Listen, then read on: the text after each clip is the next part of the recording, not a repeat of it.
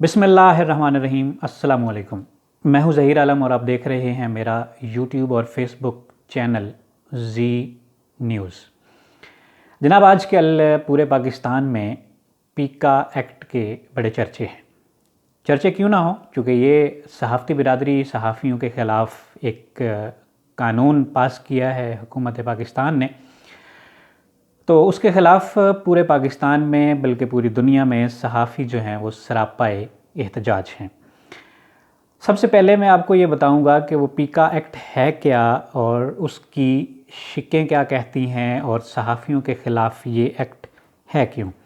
तो पहले ये मालूम करते हैं कि पीका एक्ट जो है वो है क्या।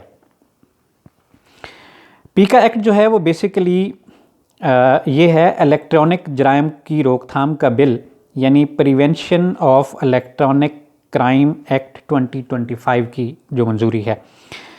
और इसको जो है वो इस एक्ट को जो है वो जितनी भी तंजीमें हैं वो आज़ादी अज़हार राय पे हमला करार दे रही हैं और इसे सहाफ़ियों के ख़िलाफ़ जो है वो काला कानून करार दिया जा रहा है। लेकिन मेरे ख़्याल में ये सहाफ़ियों के ख़िलाफ़ नहीं है, बल्कि उन यूट्यूबर्स के ख़िलाफ़ है जो जाली बयानियाँ घड़ के मुल्क और कौम को और इदारों को नुकसान पहुँचाते हैं और उनको कोई पूछने वाला नहीं है। उनको रेगुलेट करने के लिए ये पीका एक्ट जो है वो बनाया गया है। उसको मैं थोड़ा सा आपको पढ़ के सुना देता हूँ ताकि आपको भी पता चले कि वो पीका एक्ट जो है वो है क्या। पीका एक्ट तरमीमी बिल एक तरफ नई रेगुलेटरी अथॉरिटी, ट्रिब्यूनल और नई तहकीकाती एजेंसी के क़याम, अख्तियारात और फंक्शन का जिक्र का है, तो दूसरी तरफ गैर कानूनी मवाद और उसके ख़िलाफ़ कार्रवाई का तरीक़ाकार वाज़े किया गया है। बिल के मुताबिक गैर कानूनी मवाद क्या है?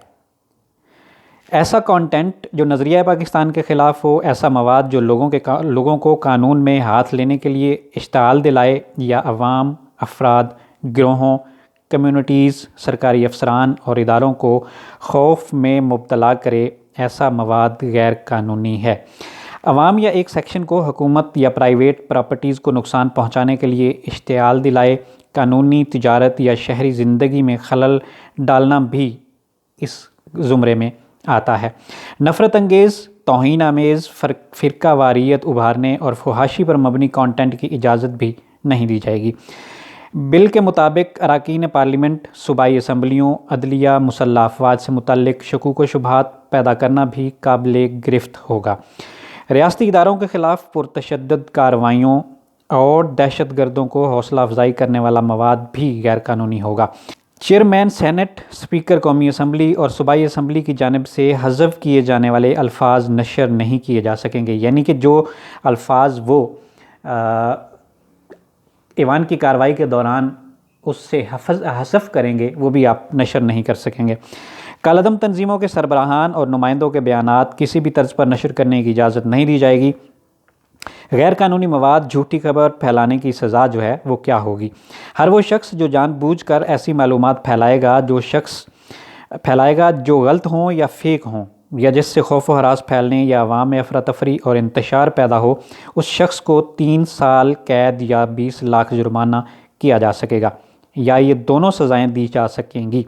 बिल के तहत कायम की जाने वाली रेगुलेटरी अथॉरिटी, तहकीकाती एजेंसी, ट्रिब्यूनल और कंप्लेंट काउंसिल भी इसमें शामिल की गई है। और इस बिल के तहत सोशल मीडिया को रेगुलेट करने के लिए social media protection and regulatory authority के नाम से अथॉरिटी कायम की जाएगी, जिसका मरकज़ी दफ्तर इस्लामाबाद में होगा।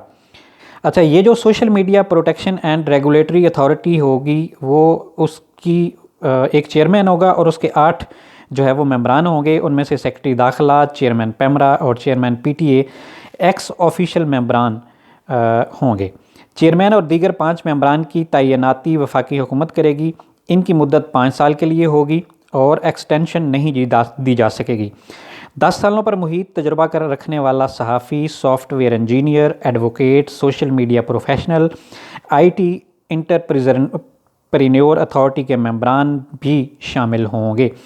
अथॉरिटी के माली साल के आखिर में सालाना रिपोर्ट पार्लियामेंट में पेश की जाएगी। पॉलिसी मैटर्स पर वफाकी हुकूमत अथॉरिटी को हिदायत जारी कर सकेगी।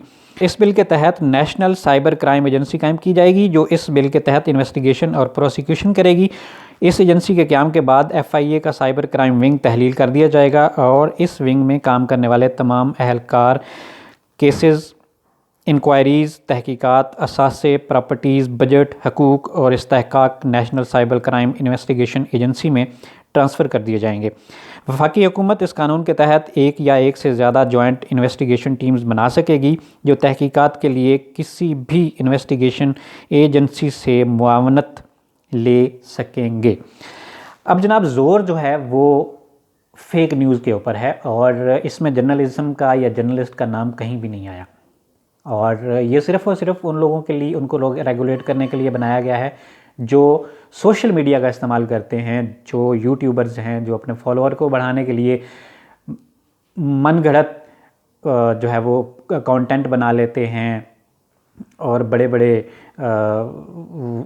जो है वो आपके इश्तिहारात बनाते हैं और उसके बाद पता नहीं क्या क्या ख़बरें जो है वो दे के और अपने वीलॉग्स बनाते हैं। अपने मुल्क और कौम की जो है वो उनकी इंटेग्रिटी पे सवाल जो है जब उठता है तो डेफ़िनेटली जो इदारे हैं वो हरकत में आते हैं। तो ये बिल जो है बज़ाहिर सहाफ़ियों के ख़िलाफ़ नज़र नहीं आ रहा, लेकिन उन यूट्यूबर्स के ख़िलाफ़ ज़रूर है जो मुल्क और कौम के ख़िलाफ़ अपना कंटेंट बेचकर डॉलर्स जो है कमाते हैं। लेकिन उसके बावजूद मैं सहाफ़ी बिरादरी के साथ हूँ और इस बिल के ख़िलाफ़ हूँ और सहाफ़ी बिरादरी के कहने के मुताबिक जैसे वो एहतजाज कर रहे हैं, मैं भी उनके एहतजाज में शामिल हूँ और एहतजाज जो है वो इस्लामी जमहूरिया पाकिस्तान के वज़ीर-ए-आज़म जनाब शहबाज शरीफ साहब के अहकामात के मुताबिक जो है वो एहतजाज किया जाएगा, क्योंकि एहतजाज जो है वो हमारा कानूनी और आइनी हक़ है। तो वज़ीर-ए-आज़म के हिदायत के मुताबिक एहतजाज जो है वो कुछ यूँ होगा।